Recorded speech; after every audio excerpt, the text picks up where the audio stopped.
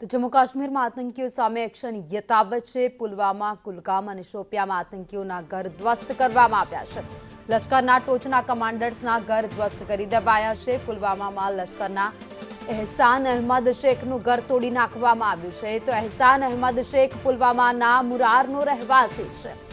શોપિયામાં આતંકી શાહિદ અહમદનું પણ ઘર તોડી નાખવામાં આવ્યું છે। શાહિદ અહમદ 2 વર્ષ પહેલા જ લશ્કરમાં સામેલ થયો હતો। તો શોપિયાના ચોટીપારામાં તેનું ઘર વિસ્ફોટ કરીને ઉડાવી દેવામાં આવ્યું છે। પહલગામ હુમલા બાદ 5 આતંકીઓના મકાન અત્યાર સુધીમાં ધ્વસ્ત કરાયા છે। ગઈકાલે ત્રાલ અને બીજબહેરામાં પણ 2 આતંકીઓના ઘર તોડી પાડવામાં આવ્યા હતા। આદિલ ગુરી અને આસિફ શેખના ઘર ગઈકાલે તોડી પાડવામાં આવ્યા હતા। તો અત્યાર સુધીમાં અલગ અલગ જગ્યાઓ પર જે આતંકીઓના ઠેકાણા મળ્યા છે તેમના ઘરની માહિતી મળી છે।